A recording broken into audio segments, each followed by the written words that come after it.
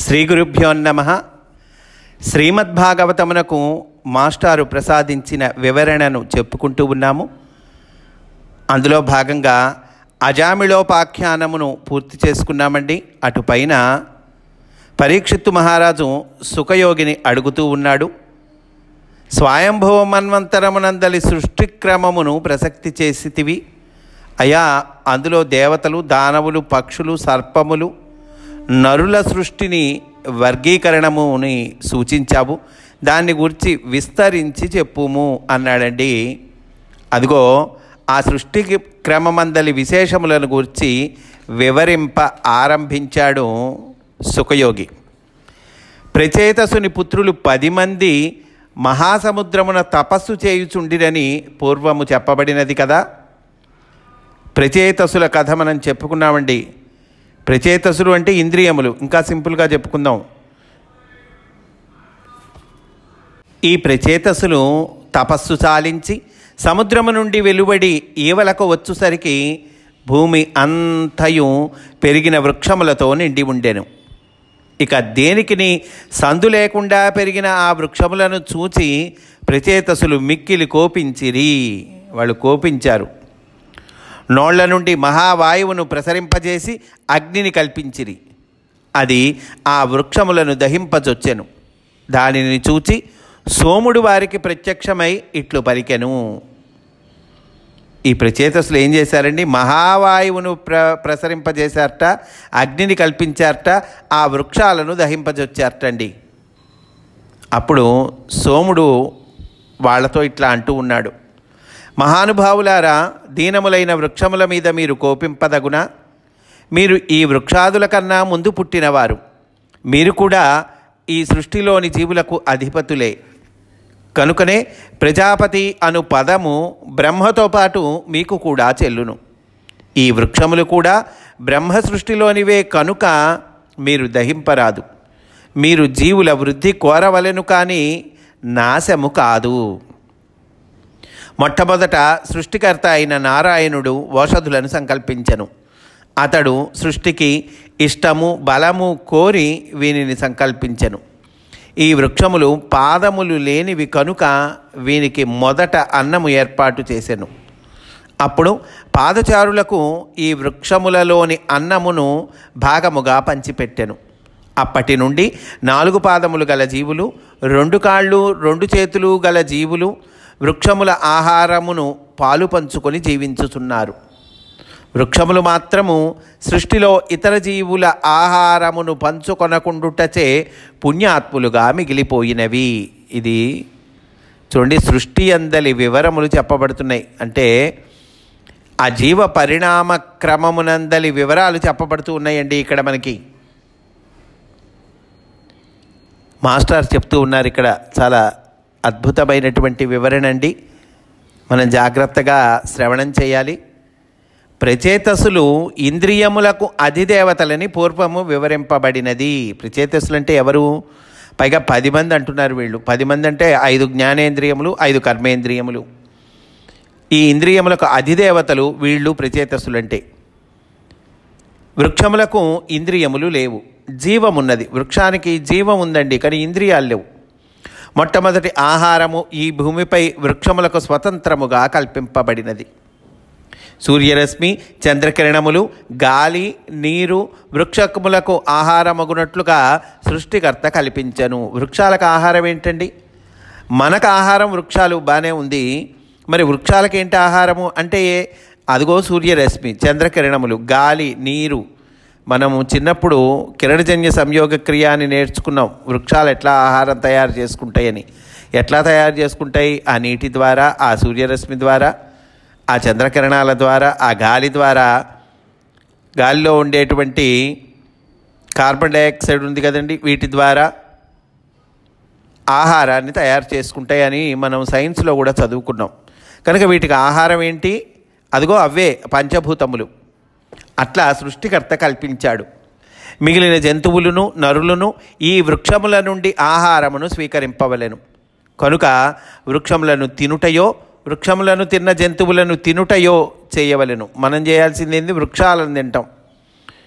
వృక్షములను తిన్న జంతువులను తినుటయో చేయవలెను. కనుకనే వృక్షముల ఆహారమును పాలు పంచుకొనేనని వర్ణింపబడినది. అంటే వృక్షముల ఆహారమును పాలు పంచుకొనేనని వర్ణింపబడినది. జీవహింస లేకుండా ఆహారము స్వీకరించు నిర్మలత్వము వృక్షములకు మాత్రమే ఉన్నదని ఇందలి వేదార్థము. జీవహింస లేకుండా ఆహారం స్వీకరించటం అండి, అది వృక్షాలకు మాత్రమే ఉన్నది అంటున్నారు. ఇంద్రియములు కారణముగా జంతువులను నరులను వృక్షములతో ఆకలిని తీర్చుకొనుచున్నారు. ఇంద్రియాది దేవతలకు ప్రచేతసులు రగుల్కొల్పిన జీవుల జీర్ణశక్తియే అగ్ని. శ్వాస వలన రక్తమందు వేడి పుట్టి ఆకలికి జఠరమున కారణము కల్పింపబడును. కనుక ప్రచేతసులు నోళ్లతో మహావాయువును ఊదుచు అగ్నిని కల్పించిరని చెప్పబడినది. చెట్లను దహించుట అనగా జఠరాగ్నికి ఆహారముగా చేయుట. చెట్లను దహించారు అంటే ఏంటండి? జఠరాగ్ని, మన లోపల ఆకలి ఉంది కదా, ఆ జఠరాగ్నికి ఆహారముగా చేయుట. మాస్టర్ చెప్తూ ఉన్నారండి, ఇహము అనగా ప్రియము, కుతూహలము. ఇహము అంటే ఏంటండి? ప్రియము, కుతూహలము. ఊర్జము అనగా శక్తి, బలము. ఆహారము ద్వారమున జీవులకు ఊర్జము సంక్రమించుచుండును. దానిని స్వీకరించుటకు జిహ్వయందు నిలుపబడిన రుచి అనబడు హితమే ఇషము. కనుక మొదటి ఆహారమైన వృక్షసారమునందు ఇషము, ఊర్జము నారాయణునిచే నిలుపబడినవి. అంతర్యామి నారాయణుడే కనుక తానే ఇషముగను ఊర్జముగను ఆహారము స్వీకరించు జీవులుగను ఏర్పడెను. అన్నమన్నాద ఏవచ అని విష్ణు సహస్రనామము. ఈ సృష్టి యజ్ఞమున ఆహారము జీవుడు సృష్టింపబడుట ఒక్కమారే జరిగినది. దేహమున ఇంకొక దేహము ఆహారముగా జీవుడు వర్ధిల్లుచున్నాడు. ఇదియే యజుర్వేద పరమార్థమగు వాచపేయము అనబడు సృష్టి యజ్ఞము. వాచపేయము అనేటువంటి సృష్టి యజ్ఞం అని చెప్పుకున్నాం కదా, అది యజుర్వేద పరమార్థమైనటువంటిది. కనుక ఏమిటి దాని అర్థం? దేహమునకు ఇంకొక దేహము ఆహారముగా జీవుడు వర్ధిల్లుచున్నాడు. వాజము అనగా ఆహారము, పేయము అనగా స్వీకరింపబడుట. ఆకలి తీరుటకు కారణముగా ఇషము లేక రుచి ఏర్పడినది. ఆకలి తీరాలంటే ఆ రుచి ఉంటేనే కదండి మనం ఆహారం స్వీకరించేది. ఆ రుచి లేకపోతే ఆహారం స్వీకరించం. ఆకలి తీరుటకు కార్యముగా ఊర్జము లేక సత్తువ ఏర్పడినది. సృష్టిలో జీవులకు ఆకలి తీరుట యజుర్వేద సంకేతమైన మహాయజ్ఞము. ఆకలి తీరటం అనేటువంటిది ఏమిటండి? యజుర్వేద సంకేతమైనటువంటి మహాయజ్ఞము అంటున్నారు. కనుకనే వేదద్రష్టలకు ఋషులు ఇషేత్వ ఊర్జేత్వ అను మంత్రముతో యజుర్వేదము ప్రారంభించిరి. మొదట వృక్షములలోను, తర్వాత జంతువులలోను, వాని నుండి నరునిలోనూ ఆహారము వసతి చేయబడినది. కనుక చెట్ల ఆకులను పశువులకు మేపి క్షీరమున భాగము స్వీకరించుట నరుని వృత్తిగా కల్పింపబడినది. దీనిని సూచించుటకే ఇషేత్వ ఊర్జేత్వ అను మంత్రముతో మోదుగ కొమ్మను ఆకులతో ఖండించి దానితో ఆవులను కొట్టకుండా తోలుకొని పోవుట యజ్ఞమందలి మొదటి అంశముగా వర్ణింపబడినది. ఆహారమునకు సోముడు అధిపతి, అతడు రసాత్మకుడు. సోముడు అధిపతి అండి ఆహారానికి. ఎవరతను? అతను రసాత్మకుడు అనగా రుచికి, ఆకలి తీరుటకు, సత్తువ కలిగించుటకు అధిపతి. అతడు బ్రహ్మాండోత్పత్తి కన్నా ముందే చోటులో అంతర్యామి అయి ఉన్నాడు. ఆహారము తినువాడు ఇతని యందు అంశలుగా సృష్టికి పూర్వము ఇమిడి ఉండి సృష్టిలో వేరగుచున్నారు.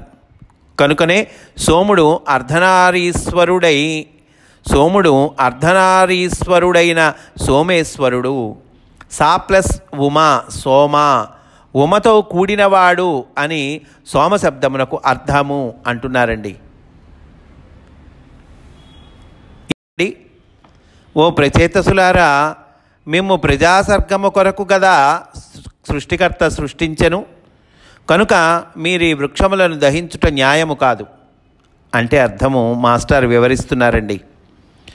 వృక్షములను తినుటతో పాటు వానిని నిశ్శేషము చేయకుండానట్టి మార్గము కూడా ఉండవలెను. ఆ వృక్షాల సారము స్వీకరించవచ్చు, కానీ అసలు పూర్తిగా వృక్షాన్ని కొట్టేసి వృక్షాన్ని నిశ్శేషం చేస్తే ఎట్లా? అవి పెరుగుచూ ఎప్పటికప్పుడు మిగులుచుండునట్టి సదుపాయము ఏర్పడవలెనని అర్థము. పెరుగుతూ ఉండాలి, మిగులుతూ ఉండాలి.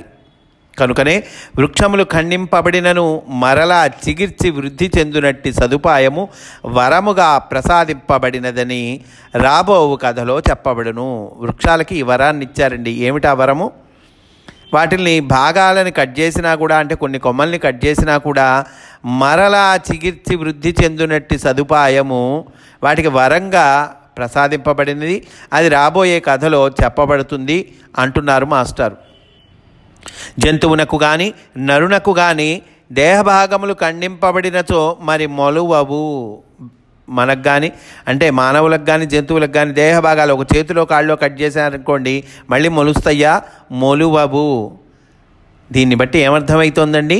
దీనిని బట్టి వృక్షాలకు మళ్ళీ చిగురిస్తున్నాయి, వృక్షాలకు మళ్ళీ మొలుస్తున్నాయి. దీనిని బట్టి వృక్షజాతులే ప్రకృతి సమ్మతమైన ఆహారమనియు జంతువులను నరులను కారనియు తెలియచున్నది. జంతువులలో మాంసము తినునవి, జంగమములను చంపి తినునవి క్రూర జంతువులుగా గుర్తింపబడుచున్నవి. నరమాంసము తిను నక్కలు, రాబందులు, శ్మశానములోని గండుచీమలు, కాకులు, కుక్కలు అశుభజీవులుగాను నీచజీవులుగాను గుర్తింపబడుచున్నవి. నిరంతరము మహత్వము కలిగి సత్వగుణము కలిగి సత్పురుషులని పేరుబడిన వారు కదా మీరు. ఇంకా సోముడు చెబుతూ ఉన్నాడండి, అయ్యా మంచి పేరుబడిన వాళ్ళు మీరు.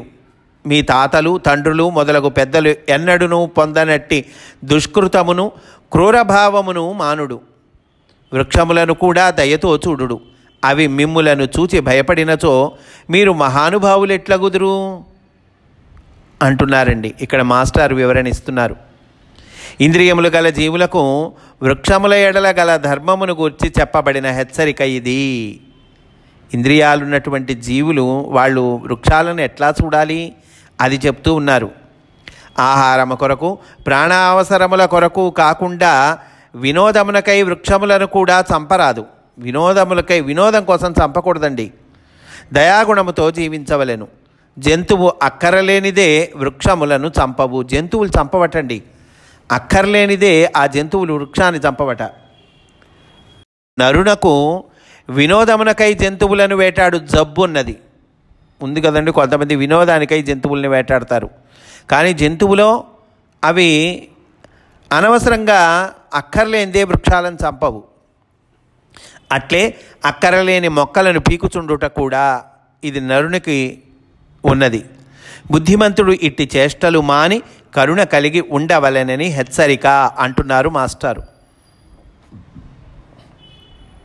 ఇంకా చెప్తున్నారండి ఈ సోముడు, పిల్లలకు తల్లిదండ్రులు రక్షణము, కన్నులకు రెప్పలు రక్షణము, భార్యకు భర్త, ప్రజలకు పరిపాలకుడు రక్షణము, ఏదైనా యాచించువానికి గృహస్థుడు రక్షణము, మతిలేని వారికి మహనీయులైన పెద్దలే రక్షణము, వారే లోకమునకు బంధువులు. ముప్పు కలిగినప్పుడు రక్షణగా నిలబడలేని మూర్ఖులు చుట్టములు అనవచ్చునా అంటున్నాడండి. ఏదైనా ఆపద వచ్చినప్పుడు రక్షణగా నిలబడలేని మూర్ఖులు వాళ్ళు చుట్టాలు ఎట్టవుతారయ్యా అంటున్నాడు.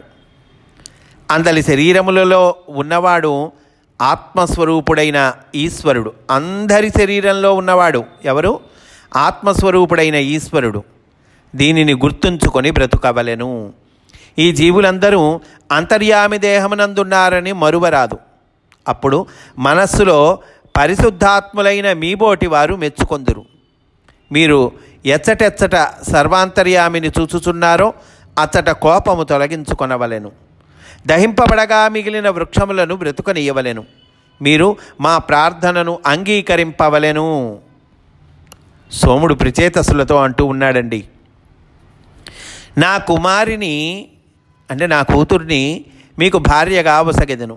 ఈమె అప్సరస జాతి యందు పుట్టినది, వృక్షమయందు ఉద్భవించినది. ఈమె పేరు మారిష అని పలికి సోముడు ఆ 10 మంది ప్రచేతసులకును మారిషను కన్యాదానము చేసి అంతర్హితుడయ్యను. ఆయన కుమార్తెనిచ్చి పెళ్లి చేశాడండి 10 మందికి కూడా. ఏమిటండి ఇందులో అంతరార్థము? మాస్టర్ చెప్తూ ఉన్నారు. సోమునిలో ఉన్న గంధర్వత్వమైన అర్ధనారీశ్వర తత్వమే వృక్షములలో సారముగను రుచిగను ఏర్పడినది. సోముడు చంద్రకిరణముల మార్గమున ఆమెను భూమికి దింపెను. సూర్యోదయ కాంతులు చెట్ల ఆకులపై పడుచుండగా ఆమె ఉద్భవించి దిగి వచ్చెనని విష్ణు పురాణము.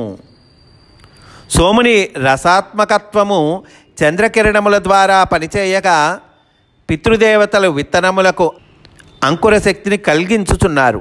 అటుపైన సూర్యకిరణములలో ఆకుపచ్చని కిరణము దిగివచ్చి వృక్షములలోని వృక్షత్వమును ఆవిర్భవింపజేయుచున్నది. మొట్టమొదటగా ఈ వృక్షజాతిలో పుష్పించుట, స్త్రీ పురుష విభాగము, గర్భధారణము అర్ధనారీశ్వర తత్వముగా సిద్ధించుచున్నవి. కనుక సోముని నుండి ఆమె కన్యగా దిగి వచ్చినట్లు చెప్పబడినది. సృష్టిలో దాంపత్య ప్రక్రియకు సోముడు అధిపతి అయ్యను. కనుకనే వివాహ మంత్రములలో కన్యను మొదటగా సోముడు వరించెనని చెప్పబడును. ఈమె అప్సరస అనగా జలధాతువు నుండి జారి దిగివచ్చున్నది అని అర్థము. మారిష అనగా మారుడు లేక కామమును కలిగించున్నది, స్త్రీ పురుష భేదము అని అర్థము. ఇట్లు పలికి మారిష అను కన్యను వారికిచ్చి సోముడు అంతర్ధానమయ్యను. అప్పుడు ప్రచేతసులు 10 మందియు మారిషను వరించి ఆమె యందు విహరింపగా వారందరికీ నీ పుత్రుడై దక్షుడు మరలా జన్మించెను. అదిగో ఈ ప్రచేతసులకు మారిషకు పుత్రుడుగా దక్షుడు మరలా జన్మించాటండి. ఏమిటండి ఇందులో అర్థం? మాస్టర్ చెప్తూ ఉన్నారు. 10 మందికి మారిష ఒక్కతే భార్య అయ్యనని చెప్పబడినది. వారందరూ ఆమెను ధర్మ మార్గమున పొందిరి అని మూలమున తే ధర్మేణోపయేమిరే అను వాక్యములలో చెప్పబడినది. అనువాదమున ఈ అంశము విడువబడినది. వారలు పర్యాయంబున నీరేజముఖిన్ వరించి నిరిరమీంపన్ అని అనువదింపబడినది. పర్యాయమనగా ఒకరి తర్వాత ఒకరు అనుభవించిరని అర్థము. ఇచ్చట ప్రచేతసులు 10 ఇంద్రియములకును అధిదేవతలు. మారిష ప్రాణమయ కోశమునకు అధిదేవత. ఆమె అన్నరసముగా వృక్షముల నుండి స్వీకరింపబడినది. ఆమెకును ఇంద్రియములకును గల సంబంధము పర్యాయత్వమున ఉండుట సమంజసము కాదు. మూలమున చెప్పబడినదే ఔచితి. మాస్టర్ చెప్తూ ఉన్నారండి, మూలంలో చెప్పబడినదే ఔచితి అంటున్నారు. అంటే సంస్కృత భాగవతము, వ్యాస మహర్షి రచించినటువంటి సంస్కృత భాగవతము. ప్రచేతసులు ధర్మముచే ఆమెను పొందిరనగా ఇంద్రియ లక్షణములైన ధర్మములను ప్రాణమయ కోశములకు సంక్రమింపచేసిరని అర్థము. తత్ఫలితముగా దక్షుడు ప్రజాపతి అయి జీవుల యందు భౌతికముగా అవతరించెను అంటూ ఉన్నారండి మాస్టారు. ప్రచేతసులకు సోముడు చెబుతూ ఉన్నాడు. ఈరోజు ఇక్కడితో పూర్తి చేసుకుందాము. రేపు కూడా ఇదే అంశంలోని విశేషాలను చెప్పుకుందాము అని సవినయంగా మనవి చేసుకుంటూ స్వస్తి. వాసుదేవ.